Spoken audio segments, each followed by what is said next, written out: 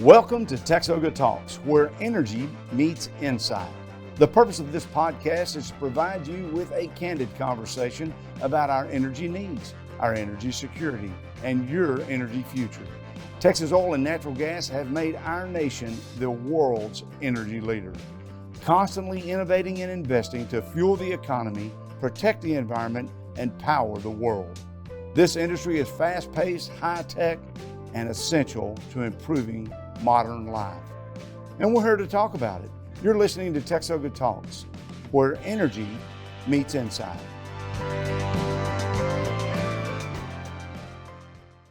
Tuesday, January 14th marks the start of the 89th session of the Texas Legislature, the first of 140 days where legislators come from all over the state to set a two-year budget cycle and to take up thousands of other pieces of legislation to send to Governor Abbott's desk for his signature. And this all started on November 5th when our nation held our elections last fall. President Trump was reelected as the 47th president of the United States. Republicans held a majority in the U.S. House of Representatives and attained a majority in the U.S. Senate. Here in Texas, the Texas Senate and Texas House both have a Republican majority.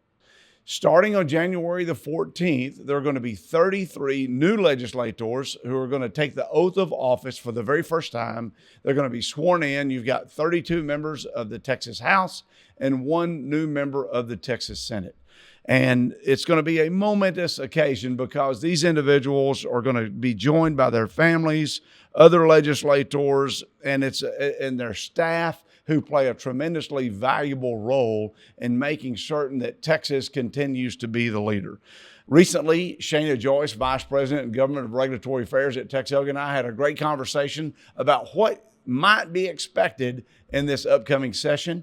Take a listen. Thank you for joining us again today for another episode of TXOGA Talks, where we try to have candid conversations about our energy future. It's always fun to do this with co-host Shana Joyce. Shana, good to see you today. Nice to see you today. I think you like me now, but we'll see by the end of the episode. Well, that makes me nervous, folks. But Shana, we'll do that to you usually on a routine basis. But it's good to be here. Okay, so I thought that it would be a really good idea to have kind of a legislative 101. We're going back into session. Sure. We have a lot of new members coming in. And I think that sometimes there's a confusion between state politics and federal politics, and people kind of get those intertwined. I can tell you they do, for sure. As a state representative, I was leaving the grocery store in my hometown of Palestine, and somebody came out and looked at me and said, "How come you're not in Washington?" And I'm like, because I don't like that place, number one. Number two, because I have no business there. So right. I think there's a lot of layers of government that can be confusing. And I think that you're a really good person to talk to about this because you've been a city councilman, you've been a state representative, you've been a state senator, and you have been a statewide elected official as agriculture commissioner. Does this get approved through the normal approval process for a topic I think you today? missed an email, maybe. I must have missed that staff meeting. Shows you to show up, folks. I'll always be there. Or you will get the blame for something. So you have spent several years in state government, and so I think that, and you still work in the Capitol building now with TXOGA. So let's try to shed some light on maybe and cut through some confusion. Super. Okay. Let's do this. All right. So first off, we wanted to talk a little bit about an upcoming event that will be at the Capitol on February 4th in 2025, and that's Texas Energy Day. Why is Texas Energy Day important? So Texas Energy Day at the Capitol is where people from oil and gas, or if you just support oil and gas because you recognize it contributes $26.3 billion in state and local taxes and state royalties, or the fact that it is a primary funder of roads in Texas, or it pretty much solely funds our state's savings account that funds retired teachers and hurricane, repairs and things like that. So it's important for Energy Day at the Capitol because if you're an elected official, let's just think about this for a minute, folks. You represent a big part of Texas, no matter if you're in the House or the Senate. The decisions you make affect everybody across the state. Yeah. And so as a citizen, if you're listening today and you can mark your calendar for February 4th and join us for Energy Day at the Capitol, it's a reminder to those officials that you're watching what they do. You know, Zig Ziglar is a great spokesperson, and he used to always say, be sure to inspect what you expect. It's a good line for parents. That's a really important thing, right? And for voters, we need to inspect what we expect. So if we expect good government, we've got to participate in it.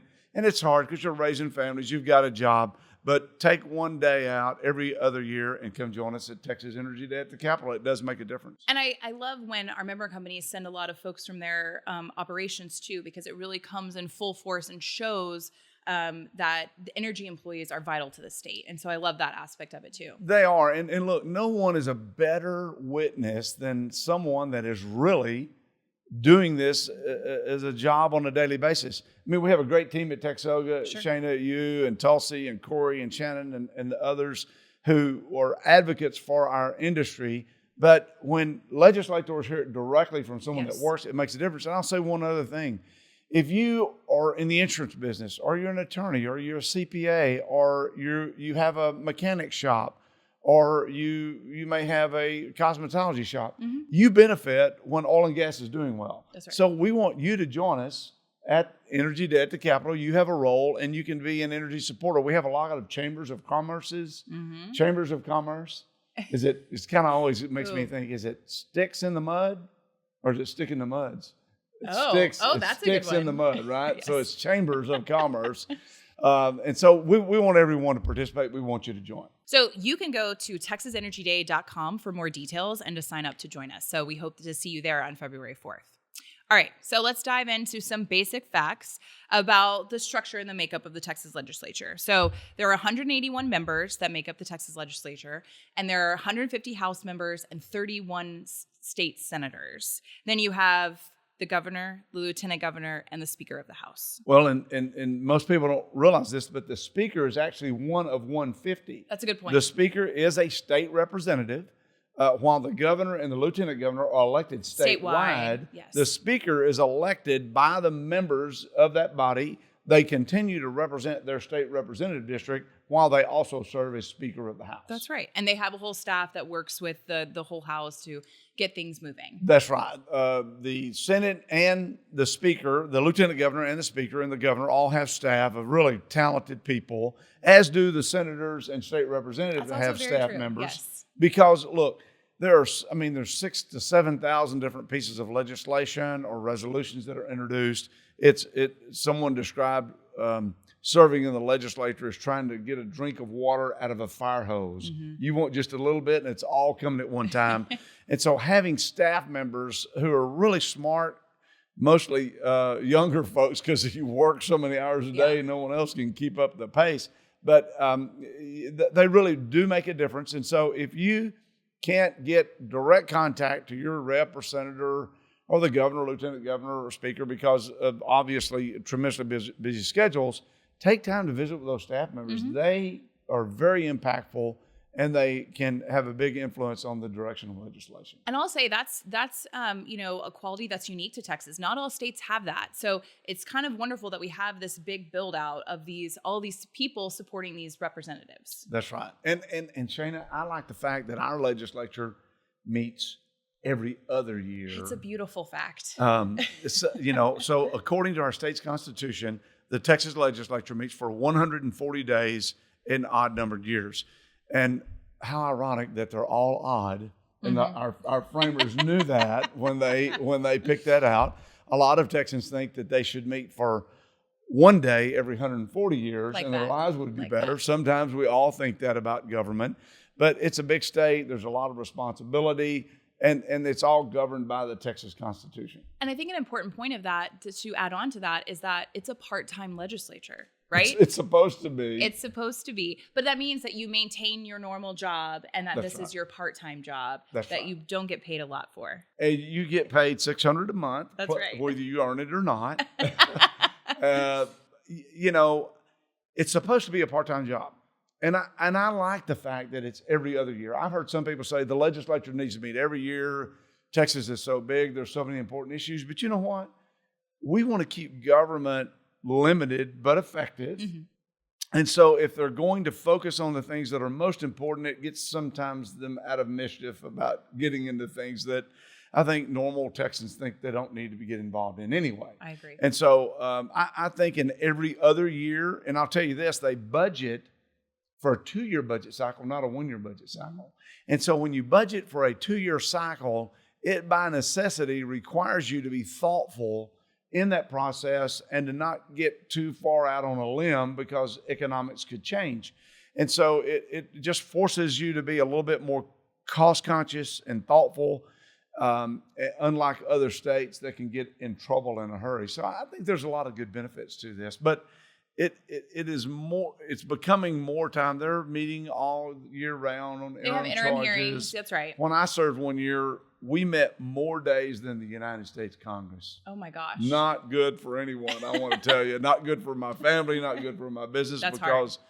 we, our families normally stay in the district. Right. So your families are carrying on while you're down here, and and everybody needs help. That's right. At home. So let's talk about what is the role of the lieutenant governor? So the lieutenant governor is a constitutionally dedicated position. They're elected statewide by all the voters. They also happen to serve as president of the Senate. And in that capacity, they are the moderator. Now, the Constitution does not delegate all the authority and powers of the lieutenant governor. They are derived by the rules of the Senate that the senators themselves adopt. But the lieutenant governor serves as basically a calendars committee to determine what bills will go to the Senate floor. The lieutenant governor recognizes the senators who will be heard. The lieutenant governor appoints the chairman of the committees and the composition of the committees and the number of committees in concert with the rules establishing how many committees there will be. Yeah. So it's a big responsibility. It is. But it's $600 a month and all you can eat. And so we talked a little bit about the speaker, but the speaker, he also acts as kind of the, I would say, quote unquote, president of the House, right? Yeah, I've never heard that term used. What's a better term? Well, he is the presiding officer. Presiding officer. Yeah, that's he's what a presiding officer, but the responsibilities are very important. And again, the most of the duties and authority of the speaker, the position is recognized in the Constitution, but most of the authority is granted by the members. And look, you have to do that in a body. Somebody's got to, someone has to be responsible. And that's a bigger body, right? You have 150 members compared to, 149 if you're the speaker. 150 very opinionated members who, right? Yeah. I mean, they're representing their constituents, and a lot of them. That's right. And we can talk about that in a minute. But they grant the speaker the authority. So he ultimately determines who's on committees. Now, the House has done a little differently. They can get some picks by seniority, and they can get some by choice. And there's a calendars committee that the speaker appoints that can determine which bills actually go to the floor. So it's a lot of different rules that you have to keep up with. But it's the best system in the world. I love that. If you think about it, I mean, there's problems with the House and Senate both. But the reality is, this is Texas. If you want to have an impact, you can. It's much better than a lot of countries like Cuba and Venezuela and others that we could go on and on down the list that does not allow an individual to have an impact. I mean, if you want to run for office, you can. And in fact, I mean, that's just the way our system works. You don't have to be from a certain neighborhood or a certain family. If you want to roll up your sleeves and wade in, you can. It's a great system. I love America, and I love Texas. It really works. I love that. I'm going to get my Texas flag and my American flag. There you go. Good. All right, so let's talk a little bit about the process.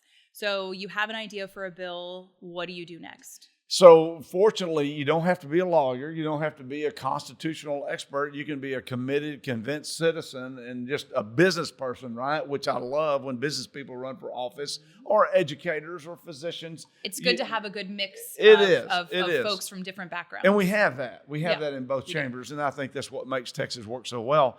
But there's a legislative council that you submit your ideas to, and they will draft that up in legislative form. There are multiple codes, and everything we're talking about is online. You can go to the Texas House of Representatives website. I was going to say the Texas Legislature Online, Perfect. TLO, that has everything. You could probably take a day and explore that whole website. You can go back in time and look at bills filed from previous. We could find some of your old bills. Oh, you can find video clips, right? You can find video That's clips on the scary. House and Senate website. Yeah, So right. all of this is archived, which is really fun and cool to kind of go back in time to look at those different things. But And you can even find pictures of the former reps and senators in the Capitol. And when you get moved down lower, you're getting a little older. we have found you a time or two. lower in the basement level. But so that process works by you get your bill drafted, and then you file it with the clerk of the House or the Senate, and so it has to pass both chambers. Yeah. It's got to pass one chamber, then start all over again in the other chamber, getting introduced, or in this case, it would be referred to a committee by the presiding officer. That's right. So you kind of have to go through a committee and then pass on one side, go to the other side, get referred to a committee, heard in committee, and then back on the other floor. That's right. And in the House, it not only gets heard in the Committee of Jurisdiction, passed out of that, then it goes to the Calendars Committee, and it's got to get set for the floor. In the Senate, it goes to the Committee of Jurisdiction, and then passes, and then goes into the pool of bills that are eligible for the Lieutenant Governor to recognize on the floor, and then back over on each chamber. And I think that's a good point. A difference to make is you have the calendars committee for different types of bills, and you also have a local and consent calendar for those local bills that may be more impactful to your region. That's right. I mentioned there's 6,000 plus bills that are filed. Anywhere from 1,000 to 1,200 might actually become law, and then they still have to get signed by the governor, and That's Governor right. Abbott has to read all those and sign those and those kind of things. But you do have to go through that process, and or it doesn't work right. And why is that process important? Well, it's important because it gives citizens the opportunity to figure out what's going on. Right? The last thing you want to do is to suspend every rule and to pass a bunch of bills, right? That's what they do in Washington. Yeah. That's why we get frustrated as And they have voters like a lot of times. 600-page long bills that no one really reads. Well, and I won't even say who said it. Somebody said you got to pass it so you can read it. That's not the way we work good here. policy. No. And so there's a phrase about being read on 3 several days in the Constitution, and so you have to have a first reading, you have to have a second reading, and you have to have a third reading, and then it has to pass both chambers, and so you can have the opportunity to see if something's moving along, to really pay attention to it. What's your advice for someone who goes in front of a committee who's just a normal layman, maybe, that comes in, sees a bill that's important to them? What's your advice on getting in front of a legislative committee? I would first of all write my senator or representative, right? And they do listen. Most every one of them does. I mean, there's a few that may not be as responsive as you would like, but there's a lot of moving parts. I would encourage you to write them. I'd encourage you to go to their rallies. I'd encourage you to go to their town hall meetings. If you do want to come to the Capitol and you want to testify on a bill, you can fill out a card. They're posted. Some committees take public testimony. Some of them are for informational purposes only. And I'm going to pause you. You can fill out a card, but now it's mostly online on It's these online. kiosks. Thank you very much. That was a colloquialism. Okay, so you can fill it out online, maybe, and you'll get called up, but you're going to be waiting a long time. It's hard on citizens to come down here. Yes, it is hard. Spend all day, drive home. It's difficult, and that's why a lot of people are involved. Like in my real estate days, I was involved in the Real Estate Association. My oil and gas days, I'm involved in the Oil and Gas Association. Others are involved in different associations. There's a Texas Association of Business. If you're a Chamber of Commerce, there's a Texas Association of Manufacturers. Those the different ones who you come together as individuals. National Federation of Independent Businessmen. They come together and they have people that go and watches these things closely for them. So likely, if you're in an industry, you could probably look up a type of state trade association that you could be a part of. And that's what Texas Oil and Gas Association is. If you care about oil and gas, you're a producer, you are a pipeline company, you're a refiner, you're LNG, you're a service company. You may just be someone that owns some minerals, right? That's right. Or you may be someone that your business benefits because oil and gas makes the wheels of this economy turn around. You can be a member and you can get information and you can sign up. You can text me, Shana. You can, if you have your cell phone, your smartphone, I don't want to be accused of saying write it on a sheet of paper. If you have your smartphone, you can text me at the only number you need to type in is 52886. Again, that number is not a full telephone number. It's just 52886. And in the area of the text that you would normally type a message, just type the word TXOGA, TXOGA. That's TXOGA. And you can send that, and then you will be able to sign up if you want to get information on when bills are moving or things that you're interested in. 52886, and then the word TXOGA, TXOGA. I love it. I do it, and I get information right there on my phone when I need it. It's great. Love it. And so if there are important bills that come up during session, we sometimes will send a text about that to contact your representative. That's right. And if you ever want to opt out, you can. And so it's not one like these things, hey, there's pizza off today. No, we don't do that. So you'll be safe with us. I would like a coupon code, though. Well, I can sign you up, or I can forward you about some of the million texts that I get each day. All right. One other thing about process is we hear about filibusters. That's kind of a term that's used when we talk about state government and federal government. We hear it on the federal level. I kind of am coming back to my mind of when Ted Cruz read Green Eggs and Ham on the floor. Yep. So tell us a little bit about filibuster at the state level. Where do you see that? It's not very often, but let's talk a little bit about that. So filibusters are parliamentary techniques that you hold the floor and you don't yield it. And you usually do that strategically until a certain time has passed, and then it's no longer eligible to take up that piece of legislation. The House doesn't have filibusters. They have time limits. That may feel like they're filibustering in the House at times because you can get at the front mic. You can go to the back mic. Ask lots of questions. Yeah, you can ask a lot of questions, but there's time limits. And then a member can ask for those time limits to be enforced. You can always appeal to the body for extra time. And when there's very important issues and the body feels like that they need to hear more, they can extend those times by a vote that they have. In the Senate, if once someone gets the floor, they don't have to yield the floor. They can stay there. But if they ever yield the floor, then it's taken away from them. Yeah. And they can't do it again. Okay. Well, now you know more about filibusters. I've never filibustered. Might have been accused of filibustering a time or two. Well, but I think most senators are accused of filibustering from time to time. Comes with the territory. That's right. So let's talk a little bit about the balance of power. Okay. So you representative, I would say a little bit more rural of an area. Mm-hmm. Yeah. In the House I did, and some suburban areas there in the Senate. So talk about that balance of power of like urban versus rural when it comes to the legislature. So Texas has changed. Obviously, the concentration of population is in the North Texas area and surrounding counties. Houston, Harris County, the surrounding counties, San Antonio, Austin are kind of the big markets now, right? You've got Tyler's and Amarillo's, and you've got Harlingen's and Brownsville areas that are growing as well, Laredo and those kind of areas. You got El Paso, big population area, but the landmass of Texas is mostly rural. Mm-hmm. And so you have a more urban influence, more suburban influence than you used to have. Each House member, I think, Shane, I'm trying to think, represents a little less than 200,000 people, according to the last redistricting. Each senator represents a little less than 1 million people. So Texas senators represent more people than reside in some states in the United States of America. It's pretty nuts. It's a big deal. Yeah. It's a big deal. The population number is adjusted every 10 years through redistricting. Mm-hmm. Senators typically have 4-year terms. House members typically have 2-year terms, so they're running every cycle. But when redistricting occurs, all the senators and all the House members run that next time after redistricting.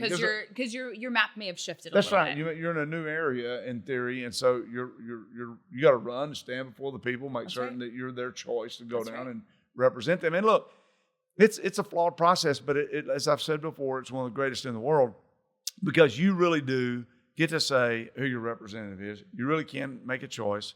Now, a lot of decisions today are made in the primary. Mm-hmm. And Shana, I'm going to quiz you real quick. Uh-oh.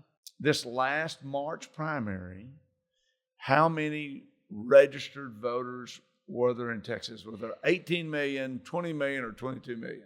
18, 20, or was it 20? 17.7 million registered voters in Texas as of March 2024.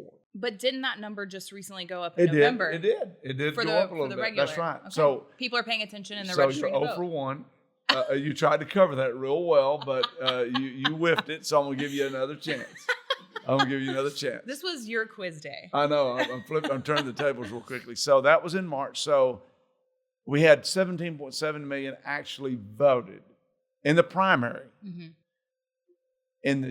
So what percentage actually voted in the primary of that 17.7 million? Was it?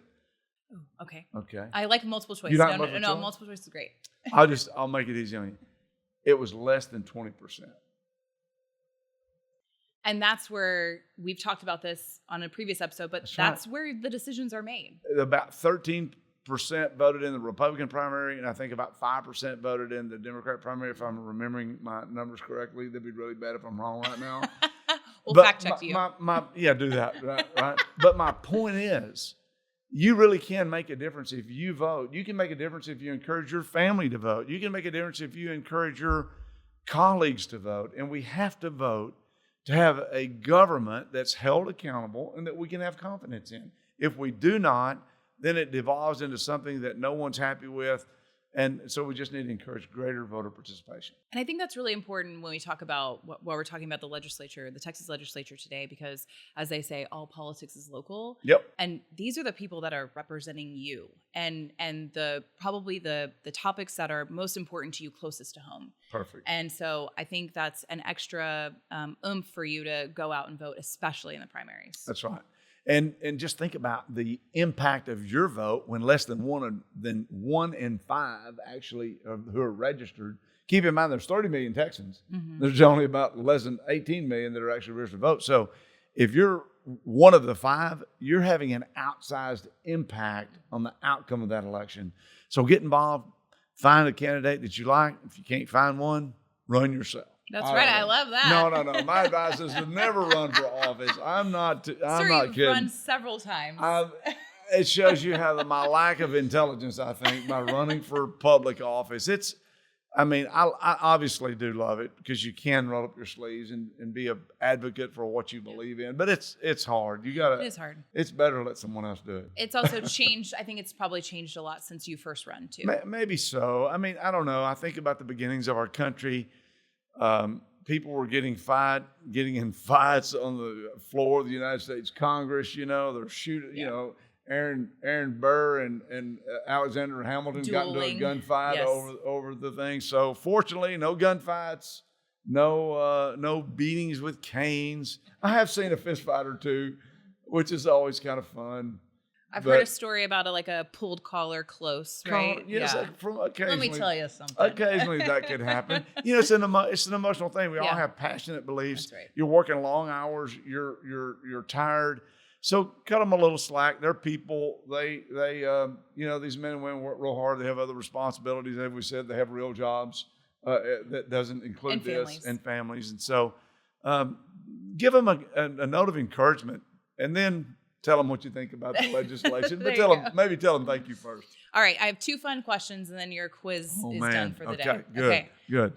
Tell me one of your favorite places in the Capitol. It's a beautiful historic building. Is there a favorite thing that you like to look at when you go in? Oh man, Shana, when I'm driving to Austin, still to this day, yes, and I'm heading south on Interstate 35, and I see the dome of the Capitol, I still get chills down my spine to think that this is our capital. It's the people's house, and you can have an impact. But so I don't know. There's so much history and so many neat things to see. But if you can't do anything, just walk in. Anybody can walk in. We do have very good men and women in DPS that are because of the craziness in the world, Yes. or checking people when they come in today. But anyone can come to the Texas Capitol. Just walk on the first floor, walk in the rotunda. And take a look at all the way to the ceiling. It's an awesome place. And I would also say grab a tour if you can when you're there, because it's Good pretty great. point. Yeah, that's good. So my next one is the Capitol haunted? Because I recently walked by the gift shop and they were giving haunted tours. So do you think in all of your hours in the Capitol, do you think it's haunted? I think some mines are haunted. But I don't know about the Capitol itself. I've never seen that. I've been there early when I felt like I'm the only person there. I've been there late when I felt like I'm the only person there. It's a great place, and I think I'll go with no on that. Okay. Well, we provided a lot of information. You might want to listen to this episode again because I think it's a good rundown, but it can get very complicated very quickly. We're going to provide a lot of links on our show notes so you can go check out and explore and dive and get ready for session. Perfect. Well, you've asked some good questions. I hope everyone does go to the website. You mentioned Texas Legislature Online. Yeah, TLO, Texas Legislature Online. That's a really good source. Make a difference. Make Texas great. Yeah. Anything else today? That's Shana? it. That's all I got. All right. Well, we are so glad you joined us for living through my PTSD and some of these questions about public service. But you all are making a difference. If you serve, let your local city council appoint you to a board or commission. Get involved in your local chamber of commerce. Serve on your economic development board. Just make a difference and have an impact. We all need to serve and give back. And we're so glad that we could share with you today on another episode of TXOGA Talks, where energy meets insight. The views expressed on this podcast are not intended and should not be construed to be the views of any particular TXOGA member or company. The purpose of this podcast is to engage in candid conversations about energy needs, energy security, and the future of energy.